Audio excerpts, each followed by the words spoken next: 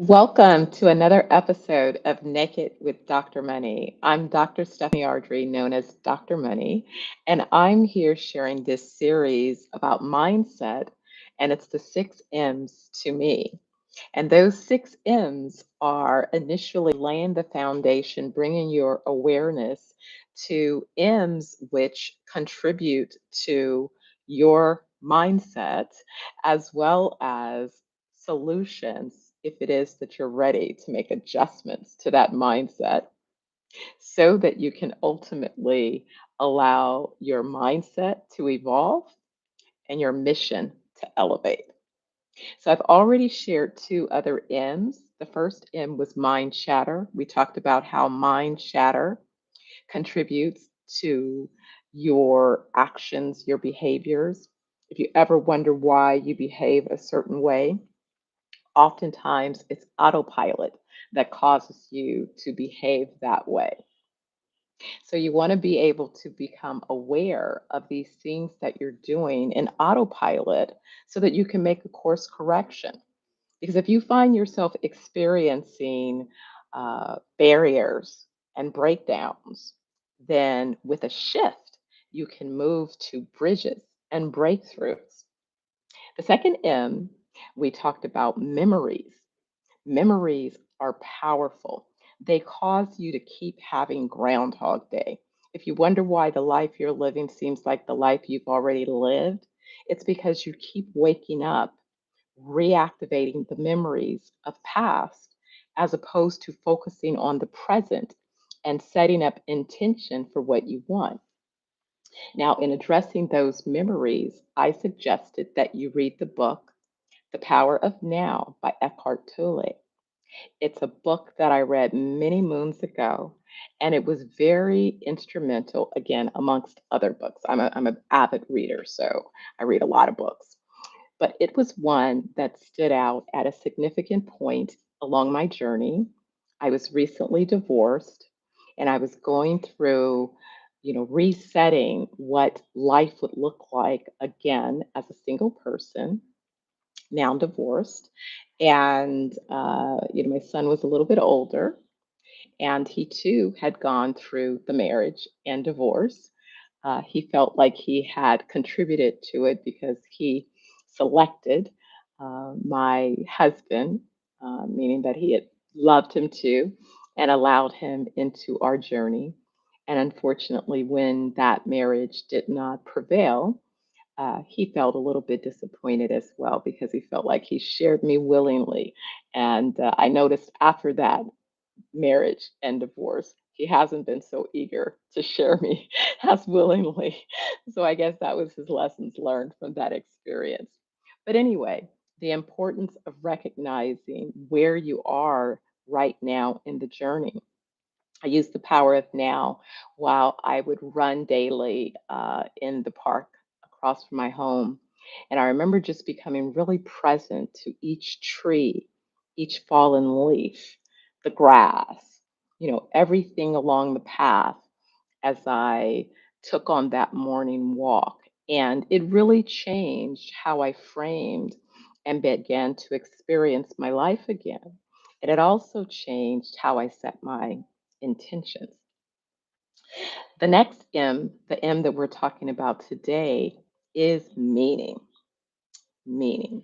Now, a lot of you don't realize that our brains do this in an instant. Something happens and we immediately make it mean something. Our brains are little meaning making machines. That's what they say in Landmark. And if you've never attended Landmark, Landmark Forum is usually offered places around the world where Landmark helps participants segment reality or facts from this meaning making process that is influenced by our respective lens.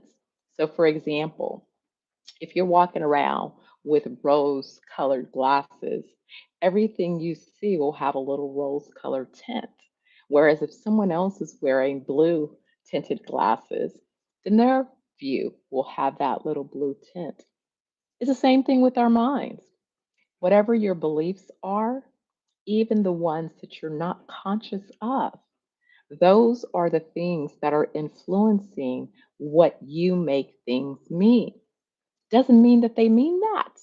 It's what you've made them mean. So, for example, if you have a belief about yourself that is less than flattering, if you don't realize that you are God's perfect person, made just as the master would make and create you, and in fact, you're focusing on something that you believe is a deficiency, then it frames how you experience situations.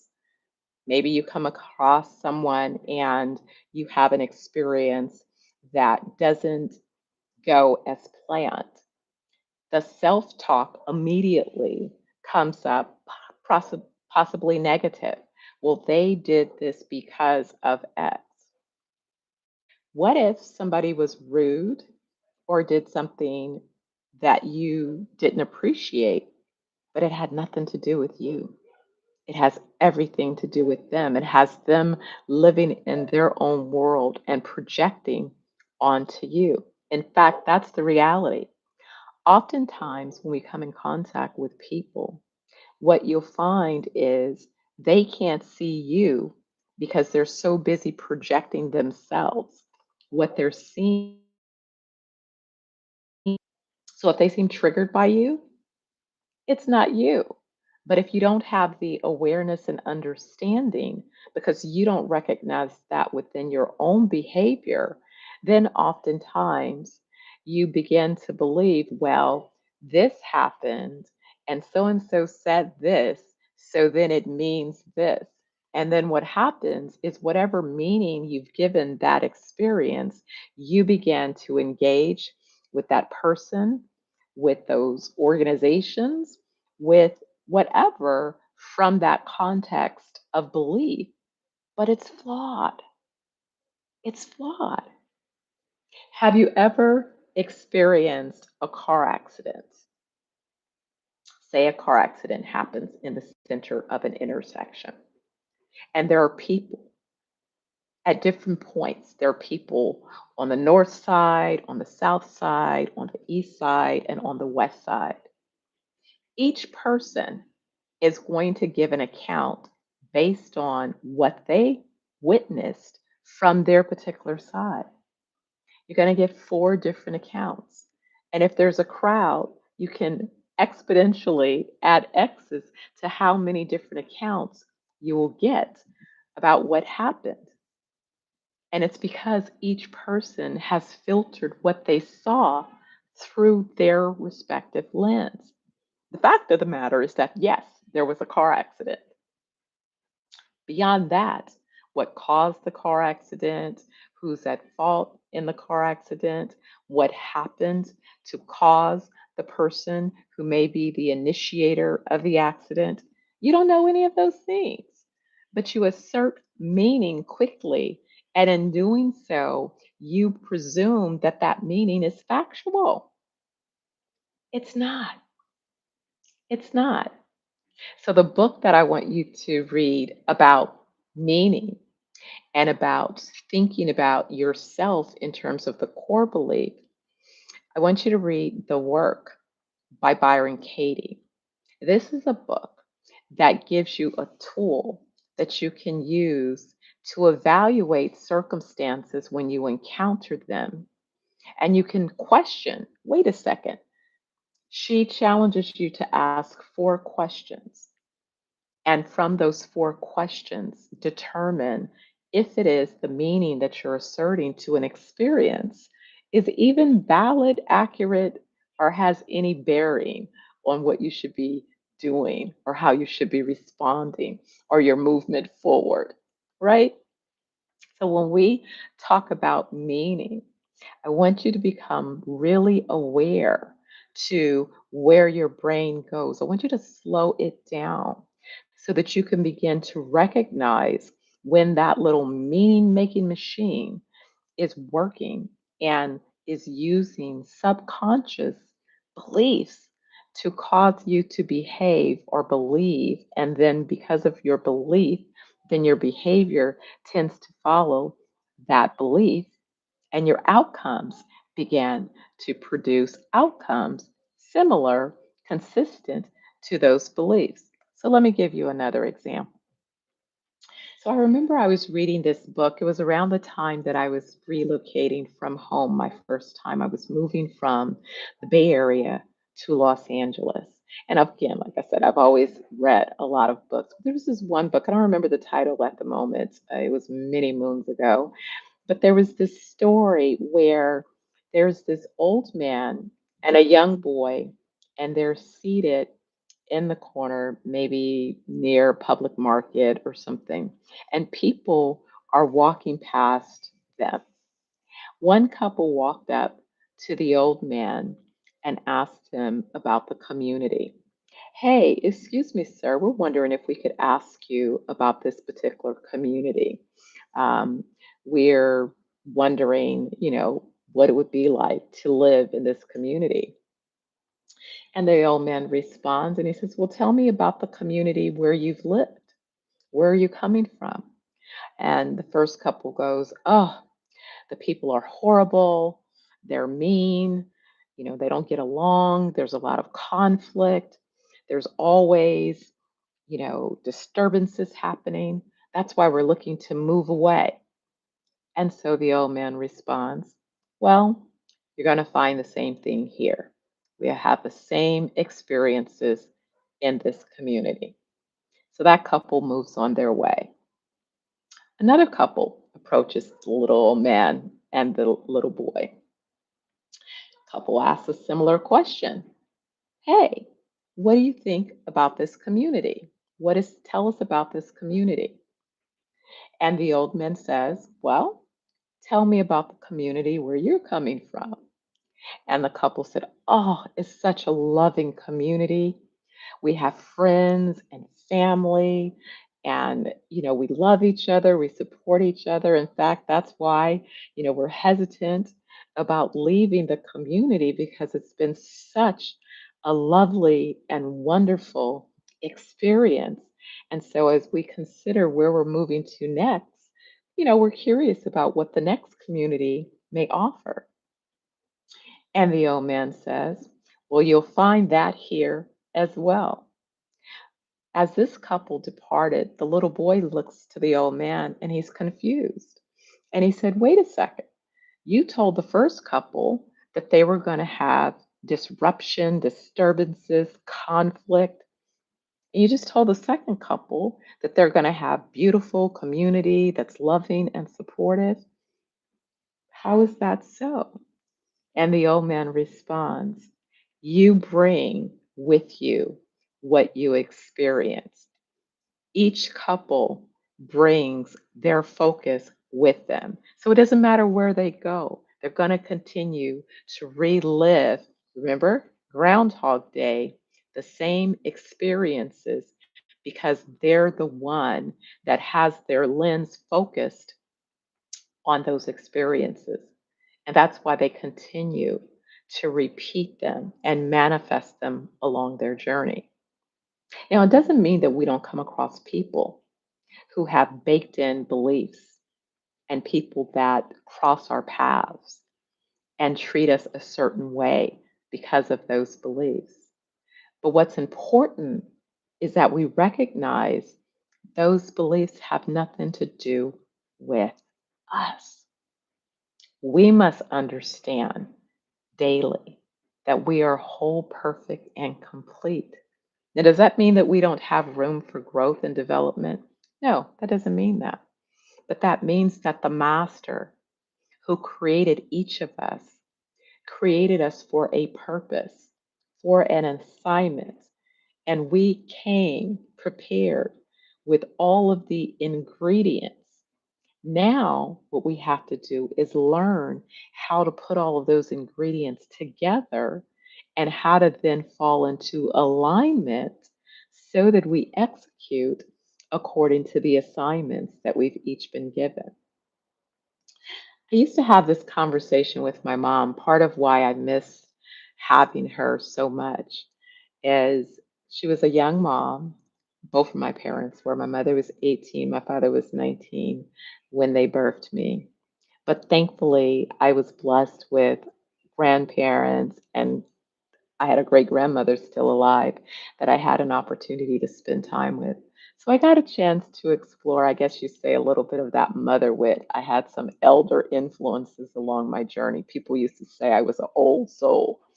And I had this certain understanding. Again, at the time, I didn't understand that what they call or describe this understanding as is empathic recognition and understanding. But still, as a young child, I may have had these gifts, but the gifts had to be developed. And I remember this one time, my mother and I, we were having this conversation and sort of putting it in this context of we each come birth complete, but it's about being tuned into the source who created us with a clear intention and a purpose.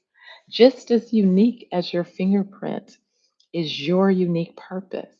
But if you spend your time looking outward, you can find yourself lost and disconnected from that purpose. And life can be challenging.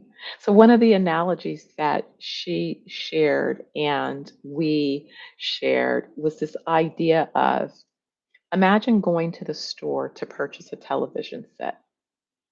That television set in the box has everything necessary to work. But if you can't plug it into a source of electricity, it won't work. The television is not defective. It's not plugged in or connected to a source. And this is why it doesn't work.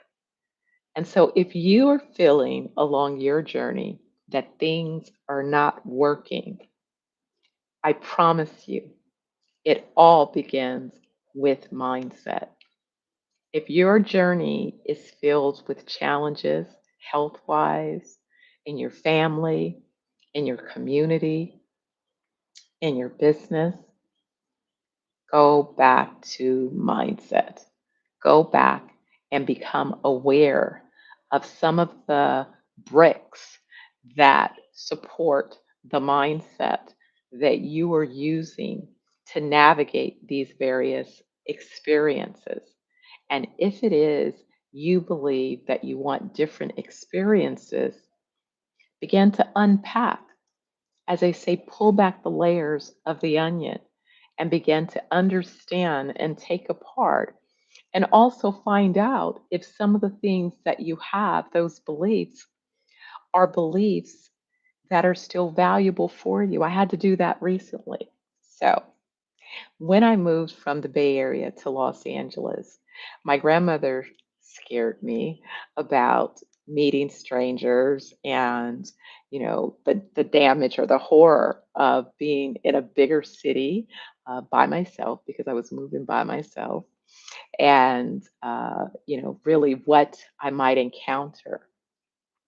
So I adopted a mental, I guess you say, protection, where I was not going to meet any strays.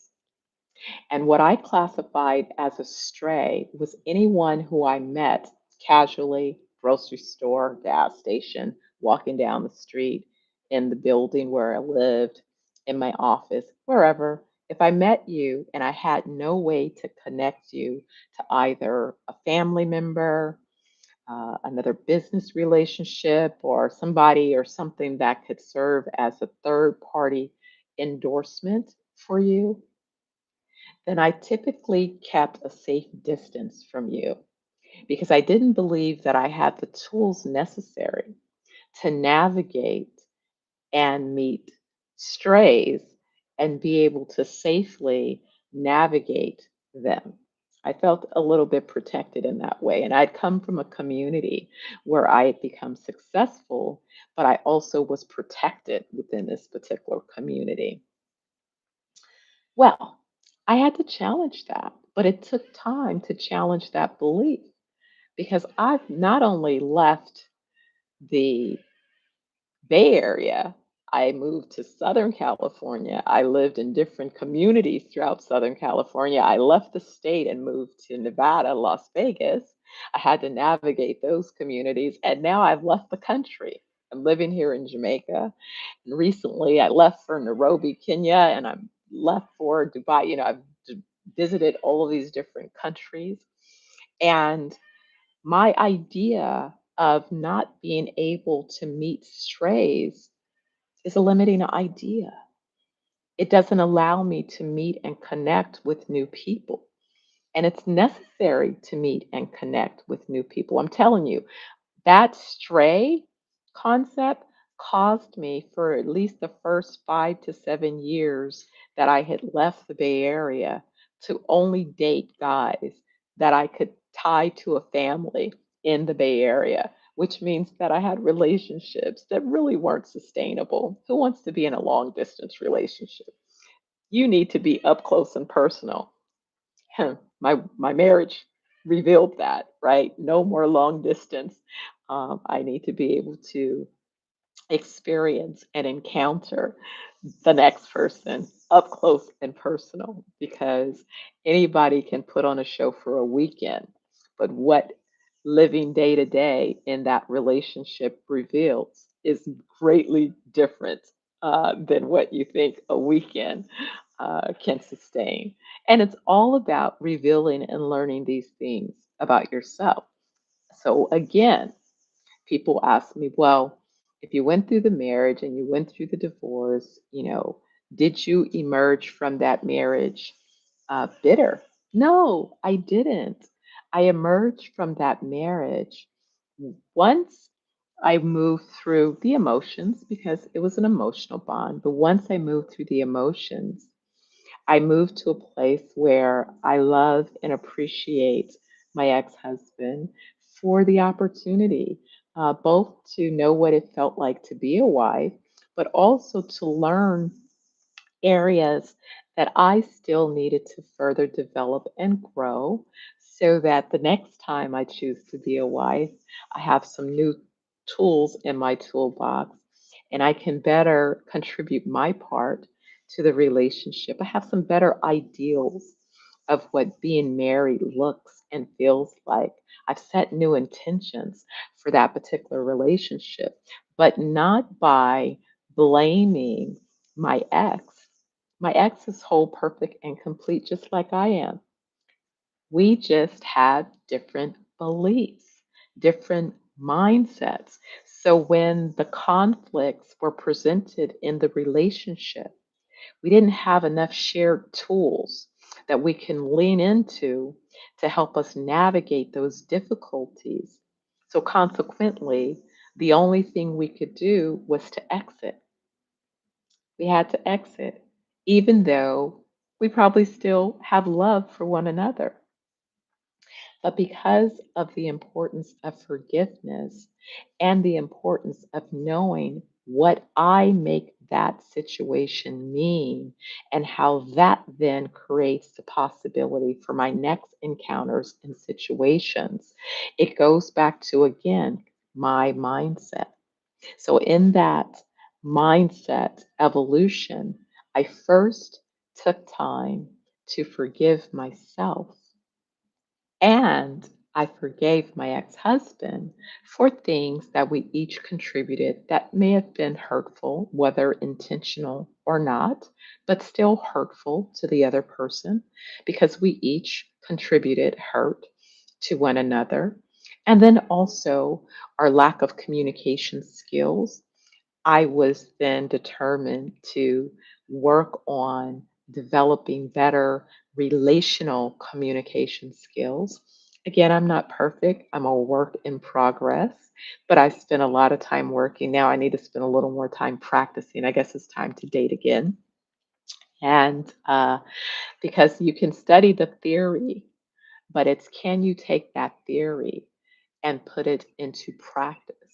And when you find yourself engaged in actual situations, can you pull from your toolbox tools that will allow you to stop from being an autopilot and began being in the present at the moment and to give yourself a mindset check. Am I making this situation mean something that's false? And then I'm influencing how I behave based on this false meaning. You can't do that if you want to progress. So, again, in this journey of the six M's, to me means not just you, not just me. It means your mindset evolution so that you can get to mission elevation. And so, meaning, what are you making things mean? Is it true? Are you sure it's true? A fact is a fact. Some facts are facts at the moment, meaning I could be looking at a glass and I could say that that glass is half full or half empty. If I drink what's in that glass, the glass may become empty. So that's a fact that can vary. The fixed part of that is that the glass is still the glass, whether it has anything contained within the glass or not. So we want to be able to distinguish between facts and what we're making things mean, because the meaning that we assert might not be the true meaning. And because that meaning is not accurate, then from there we began to execute different behaviors. Those behaviors built on false understanding often are the behaviors that lead to barriers and breakdowns. And what we're interested is focus on a mindset that allows us to recognize the bridges to breakthroughs along our journey. And guess what? All you have is right now at this very moment. That's all that's guaranteed. If you're here right now, you have right now. You could turn the corner and your life be snatched away. So, as much as we plan for tomorrow, it's not guaranteed. None of us know when our time in this form will cease. But what we do know is what we have right now. So, don't waste it living in the past, memories, looking at your life through the rear view. It's like driving your car and looking at the rear view rather than looking at what's right immediately in front of you. And what if what you see in front of you is based on faulty meaning that you've made? What if you unpacked some of the things that you've associated with why this person bothers you or why this particular situation is happening within your organization or why this particular situation is happening in your dynamics in your family or whatever it is that you find yourself experiencing that seems to be less than ideal. Guess what? Starting with you, the person in the mirror. Remember, Michael Jackson had a song called The Man in the Mirror.